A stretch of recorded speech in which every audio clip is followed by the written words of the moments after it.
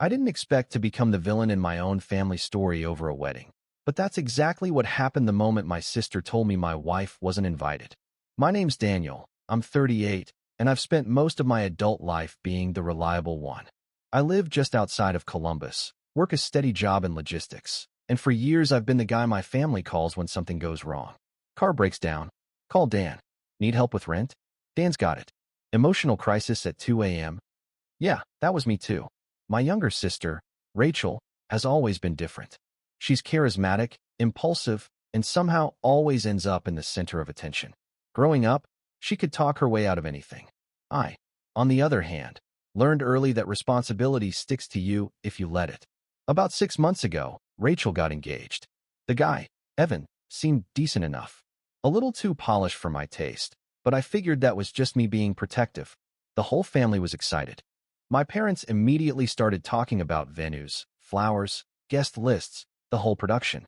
Then came the part where I got involved financially. Rachel called me one evening, her voice unusually soft. "Danny," she said, "I need your help. The wedding's going to be more expensive than we thought." That wasn't new. It never is. I asked how much she needed, expecting maybe a few thousand. What she said instead made me pause. 25. 2,500? I asked. She hesitated. 1,000. I remember staring at the wall for a solid 10 seconds. Now, I'm not rich, but I've done well. My wife, Megan, and I have savings. No kids, modest lifestyle. It was a big ask, but not impossible. Still, it wasn't just about money. It was about precedent. What about mom and dad? I asked. They're helping, but not enough, she said quickly. And you're the only one who can really make this happen. That line hit exactly where she intended it to. I told her I'd think about it. That night, Megan and I talked for hours. She didn't hesitate the way I did. "It's your sister," she said. "If we can help, we should. Just make sure there are boundaries." That was Megan. Practical. Grounded. The kind of person who sees the good in people, even when they don't deserve it. A week later, I told Rachel yes. I wired the first half of the money the next day.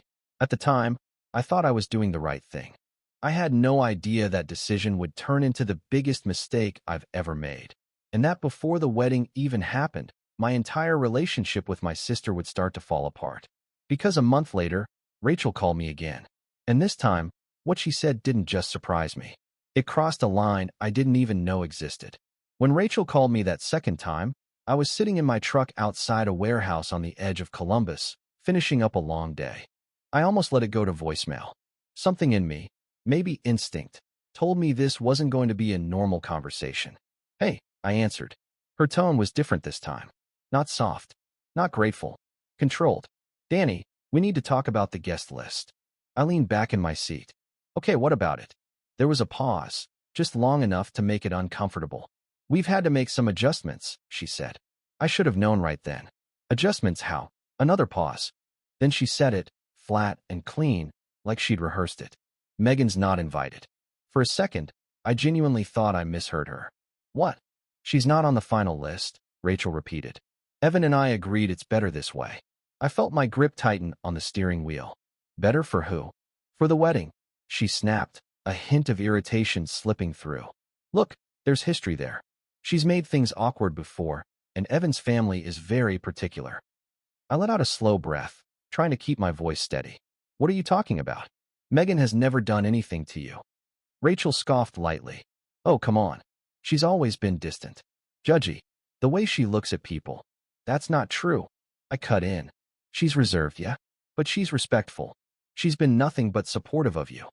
"Danny," Rachel said, her voice tightening, "this is my wedding. I get to decide who's there." There it was.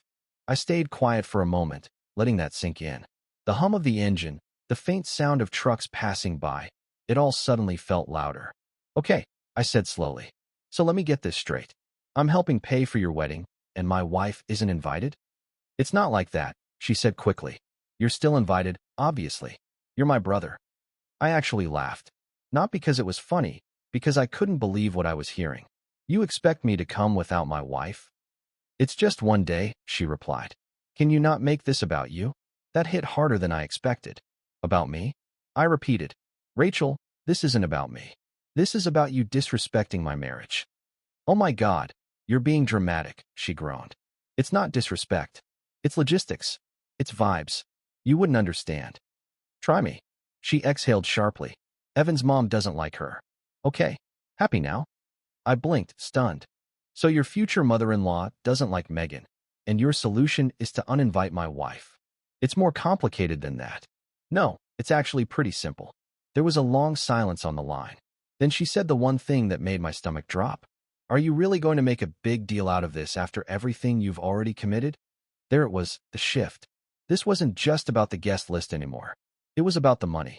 And suddenly, for the first time since this whole thing started, I realized something that made me feel stupid. I hadn't helped my sister out of love. I'd been positioned. And now she was seeing just how far she could push me.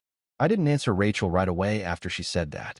I just sat there in silence, staring through the windshield like somehow the right response would appear in front of me. Danny, she pressed. Are you seriously going to turn this into a thing? I closed my eyes for a second. You already made it a thing, I said quietly. She let out an annoyed breath. I knew you were going to react like this. React like what? I asked. Like a husband? That word hung in the air. She didn't respond immediately, which told me more than anything she could have said. I just don't understand why this is such a big deal to you, she finally muttered. That's when something in me shifted. Up until that moment, I'd been trying to stay calm, reasonable, the good brother. But hearing her say that, like Megan didn't matter, like my marriage was optional, that snapped something loose. You don't understand? I said, my voice rising despite myself. Rachel, I've been married to Megan for 8 years. 8. She's not some random +1. She's my family. Well, she doesn't feel like family to me, Rachel shot back. That one landed clean. For a second, I couldn't even speak. My jaw just tightened as I tried to process what she'd just said. Wow, I finally muttered. Oh, don't act shocked, she continued. We've never been close, and you know it. There's a difference between not being close and not respecting her enough to invite her to your wedding. You're twisting this, she snapped. No, I'm not, I said. You're asking me to show up and celebrate your marriage while you completely disregard mine. Silence. Not the kind filled with tension, the kind filled with avoidance. Then she changed tactics. Look, she said, softer now. This wedding is already stressful enough. I don't need extra drama. I just want one day where everything goes smoothly. I almost laughed again. By excluding my wife. It's not personal. It is personal. You're making it personal, she insisted. I shook my head, even though she couldn't see me. No, I said slowly. You made a decision. I'm reacting to it. There was another pause. Longer this time. Then she said something that made everything click into place. If you really loved me, you'd just let this go. That line. I'd heard versions of it my whole life. Every time she wanted something unreasonable. Every time she didn't want to be challenged. If you loved me. I leaned back in my seat and stared at the ceiling of the truck. You know what's funny? I said quietly. What? She asked, cautious now. I do love you. That's why I agreed to help you in the first place. Then act like it. I let out a slow breath. I did, I said. When I sent you $12,500. She didn't respond. And I was planning to send the rest, I added. Because I thought I was helping my sister build something meaningful. Exactly, she said quickly. So don't ruin it over something small. Something small. That was it. That was the moment everything became clear. To her, Megan wasn't just optional. She was insignificant. And if I went along with that, what did that say about me? About my marriage? I straightened up in my seat, feeling a kind of calm settle in that hadn't been there before. Rachel, I said, my voice steady now, I need you to really hear me. I am hearing you, she replied impatiently. No, I said, you're waiting for me to agree with you. That's not the same thing. She went quiet. I'm not coming to your wedding without my wife, I continued. And I'm not paying for a wedding that she's not welcome at. There it was. The line. And once I said it out loud, there was no taking it back. The silence on the line after I said that wasn't just long, it was heavy. For a moment, I thought the call had dropped. Then Rachel let out a short, sharp laugh. You're unbelievable, she said. I leaned forward, resting my elbows on the steering wheel. No, Rachel. What's unbelievable is what you're asking me to accept. Oh, please, she snapped. You're acting like I disinvited your entire life. It's one person. One person. I repeated, my voice low now. That one person is my wife. She's not the center of the universe, Danny. She is to me. That seemed to irritate her more than anything else I'd said. "You've changed," she muttered. I almost smiled at that. "Yeah, it's called growing up." "No," she shot back. "It's called being controlled." That caught me off guard. "Controlled?" I said. "By who?" She didn't hesitate. "By Megan. Ever since you married her, you've been different. Less available." I shook my head slowly, even though she couldn't see me. "Less available," I repeated. "Or less willing to drop everything every time you snap your fingers? That's not fair." "No," I said. "What's not fair is you expecting me to act like my marriage doesn't matter." "You're blowing this way out of proportion," she insisted. "Am I?" I asked. "Let me ask you something, Rachel. If I told you Evan wasn't invited, would you still have the wedding?" She didn't answer. "Exactly," I said. "That's not the same, and you know it." "It's exactly the same," I replied. "You just don't like being on the other side of it." Her breathing got heavier through the phone. I could practically feel the frustration building. "You're being selfish," she said finally. I let that sit for a second. "Selfish," I repeated. "For choosing my wife. For choosing a fight over something that doesn't even matter." "It matters to me." "Well, it shouldn't," she snapped. That line hit differently. Not because it was new, but because it was so familiar. All those years growing up, every time something mattered to me and didn't fit into what she wanted, it was dismissed the same way. It shouldn't matter. I exhaled slowly. "You know what, Rachel?" I said, calmer now than before. "That's the problem." "What is?" she demanded. "You don't get to decide what matters to me." She went quiet again. "And you definitely don't get to decide that my wife doesn't matter." "I never said she doesn't matter." "You didn't have to." I cut in. "You showed it." Another pause. Then came the shift I'd been expecting. "Fine," she said coldly. "If that's how you want to play it, play it. Like this was some kind of game." "I'm not playing anything," I replied. "Well, I am," she continued. "Because if you pull your money now, Danny, you're not just hurting me. You're hurting Mom and Dad too." There it was. The guilt. The pressure. She knew exactly which buttons to push. "They've already put down deposits," she added. "Non-refundable ones." I closed my eyes for a second. Of course they had. "And what am I supposed to do?" I asked quietly. "Just accept being disrespected so no one loses money." "It's not disrespect," she insisted again. "It is to me." "Well, then maybe that's your issue," she said flatly. That stung more than I expected. "My issue," I repeated. "Yes," she said. "Because everyone else is fine with this. You're the only one causing a problem." That sentence echoed in my head. Everyone else is fine. Maybe they were. Or maybe they just didn't want to deal with her. I looked out through the windshield again, watching the sun dip lower over the warehouses. For years, I'd been the one who kept things smooth, who avoided conflict, who made sure everything and everyone stayed okay. But sitting there, listening to my sister reduce my marriage to an inconvenience, something in me finally settled. Not anger. Clarity. "Then I guess," I said slowly, "it's time I start being a problem." After that call, I didn't drive home right away. I just sat there in the parking lot outside that warehouse in Columbus, engine idling, watching the last light of the day fade into something dull and gray. My hands were still on the steering wheel, but I wasn't really holding it anymore. I was thinking, not about Rachel, about Megan, because up until that moment, I hadn't told her any of this. Not the second call, not the part where Rachel said she wasn't invited, not the ultimatum I had just laid down. I told myself I was protecting her from unnecessary stress, but sitting there, I realized something uncomfortable. I hadn't been protecting her. I'd been delaying the inevitable. When I finally got home, the house was quiet except for the soft hum of the dishwasher. Megan was in the kitchen, barefoot, hair tied back, reading something on her phone while leaning against the counter. She looked up when I walked in. "Hey," she said, smiling. "Long day." I nodded, setting my keys down. "Yeah, something like that." She studied my face for a second longer than usual. "What happened?" That's the thing about Megan. She doesn't push, but she always knows when something's off. I hesitated. Not because I didn't trust her, but because I already knew this conversation was going to change something. "Rachel called," I said finally. Megan straightened slightly, the smile fading just a bit. "Okay." She wanted to talk about the wedding. Megan nodded slowly. "All right. What about it?" I took a breath. "She doesn't want you there." I didn't dress it up, didn't soften it, just said it. For a moment, Megan didn't react at all. Her expression stayed neutral, almost too neutral. Then she looked down at the counter and let out a quiet, almost inaudible exhale. Okay, she said. That was it. No anger. No shock. Just acceptance. And somehow, that made it worse. Okay. I repeated. That's all you're going to say? She shrugged slightly, still not looking at me. It's her wedding. I felt something tighten in my chest. Yeah, I said. It is. But you're my wife. She gave a small nod. I know. Silence settled between us for a few seconds.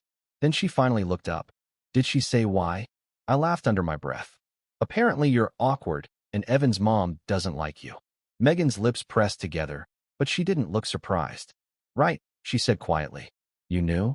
I asked. She hesitated, then nodded. I had a feeling. That caught me off guard. A feeling. She's never really liked me, Dan, Megan said gently. She's polite when she has to be, but it's always been there. I ran a hand over the back of my neck. And you never told me? What would that have changed? She asked softly. I didn't have an answer. Because she was right. It wouldn't have changed anything. At least, not until now. I told her I'm not going without you, I said. And I'm not paying if you're not invited. That got a reaction. Megan's eyes snapped back to mine. You said that? Yeah. She shook her head slightly. Dan. What? You didn't have to do that. I frowned. Didn't have to? It's a lot of money, she said carefully. And it's your sister. I don't want to be the reason. You're not the reason. I cut in, firmer than I intended. She is. Megan held my gaze for a moment, then looked away again. I don't want to come between you and your family, she said quietly. I stepped closer. You're not coming between anything, I said. You are my family. She didn't respond right away. And when she finally did, her voice was softer than I expected. I just don't want you to regret this. That word stuck with me. Regret. I thought about the money. About Rachel. About my parents. Then I thought about sitting at that wedding alone, while my wife stayed home because she wasn't wanted. No, I said finally. I'd regret it more if I didn't do anything. I didn't sleep much that night. Not because I wasn't tired, but because my mind wouldn't shut off. Every possible outcome kept replaying in my head like a loop I couldn't break. Rachel crying. My parents disappointed. Megan pretending she was fine when she wasn't. By morning, I knew one thing for sure. This wasn't going to stay between me and Rachel. And I was right. Around 9 a.m., my phone started buzzing while I was pouring coffee in the kitchen. I didn't even need to look at the screen to know who it was. Mom. I let it ring once. Twice. Megan glanced over at me, but didn't say anything. On the third ring, I picked up. Hey, Mom. Daniel. She said immediately, full name. Never a good sign. What is going on with you and your sister? Straight to it. I leaned against the counter. I'm guessing she called you. She's upset, Mom said. She said you're threatening to pull your support from the wedding. I'm not threatening, I replied calmly. I'm setting a condition. There was a pause. A condition, she repeated. Yes. Megan is invited, or I'm not coming, and I'm not paying. Silence. Then a soft exhale. Oh, honey, she said, her tone shifting into that familiar mix of disappointment and pleading. Is this really the hill you want to die on? I closed my eyes for a second. It's not about the wedding, Mom. It is about the wedding, she insisted. This is Rachel's big day. Emotions are high. Things get complicated. Complicated doesn't mean disrespectful. I cut in. She's not trying to be disrespectful. She uninvited my wife. She's trying to keep the peace, Mom said quickly. Evan's family. I don't care about Evan's family, I said, sharper than I intended. I care about mine. That hung in the air. Megan shifted slightly behind me, but stayed quiet. You're putting us in a very difficult position, Mom said after a moment. No, I replied. Rachel did that. That's not fair. What's not fair, I said, keeping my voice steady, is expecting me to fund a wedding where my wife isn't welcome. Mom didn't respond right away. When she did, her voice was softer, but heavier. Your father and I have already committed money, Daniel. Non-refundable deposits. If you pull out now, I knew where this was going. You'll lose money. I finished for her. I understand that. Then why would you do this? That question sat between us. Why? I looked over at Megan. She wasn't watching me anymore, just staring down at her coffee, quiet, composed, like always. Too composed. Because if I don't, I said slowly, I'm telling my wife that she's optional. She knows she's not optional, Mom said. Does she? I asked. Mom hesitated. She will, she said. If you handle this the right way. I almost laughed. The right way meaning I stay quiet and go along with it? The right way meaning you don't blow up your relationship with your sister over one day. One day doesn't erase what it represents. You're overthinking this. No, I said. I've been underthinking it for years. That landed harder than anything else I'd said. Mom went quiet. You've always been the one who keeps the peace, she said finally. Why can't you just do that now? Because keeping the peace had always come at a cost. And this time, the cost was my marriage. I'm done being the only one who compromises, I said. Another long pause. Then she said it, the line I'd been expecting since this started. If you do this, Daniel, it's going to change things in this family. I nodded slowly, even though she couldn't see me. I know, I said. And for the first time since all of this began. I meant it. The next few days were quiet. Too quiet. No calls from Rachel. No follow-ups from my mom. Even my dad, who usually stayed out of everything, didn't reach out. It felt like the whole family had hit pause, like everyone was waiting to see who would blink first. I didn't. On the third day, I sat down at the dining table in our house outside Columbus with my laptop open and my bank account pulled up on the screen. The second half of the money, $12,500, was still sitting there, untouched. I stared at it for a long time. Then I closed the tab. That was my answer. About an hour later, my phone buzzed again. This time, it was Rachel. I let it ring once before answering. Hey, I said. No greeting on her end. So that's it, she asked coldly. You're really doing this? I told you where I stand, I replied. You're choosing her over your own sister. I exhaled slowly. I'm choosing my wife. That's how marriage works. She let out a bitter laugh. Unbelievable. What's unbelievable, I said, is that you don't see the difference. Oh, I see it just fine, she snapped. You've made it very clear where your priorities are. Good, I said. Because I have. There was a pause, short, tense. Then she went for it. Don't expect to just walk this back later, Danny. If you do this, things aren't going to be the same. I leaned back in my chair, staring at the ceiling. I know, I said. And you're okay with that? That question mattered more than anything else she'd said. Because a week ago, I wouldn't have been. A week ago, I would have done anything to avoid this exact moment. But now, I glanced toward the kitchen, where Megan was standing by the window, sunlight catching in her hair as she watered a small plant we'd almost forgotten about. Simple moment. Quiet. Real. Yeah, I said finally. I am. Rachel didn't respond right away. When she did, her voice was different. Not angry. Not sharp. Just distant. Then I guess we're done here. The line went dead. And just like that, it was over. No big explosion. No dramatic final words. Just silence. I sat there for a while after the call ended, phone still in my hand, letting it all settle. It didn't feel good, but it didn't feel wrong either. Later that afternoon, I got one last message from my mom. We're disappointed, but we understand more than you think. That was it. No lecture. No pressure. Just something that sounded almost like acceptance. Rachel went through with the wedding. I didn't go. From what I heard, it was beautiful. Expensive. Exactly what she wanted. We haven't spoken since. And maybe one day, that'll change. Or maybe it won't. But here's what I do know. That night, a few weeks later, Megan and I were sitting on the back porch, sharing a quiet drink as the sun set over our yard. No noise. No tension. No pretending. She leaned her head on my shoulder and said, softly, "Thank you." I didn't ask for what. I already knew. And for the first time since all of this started, I felt like I made the right choice.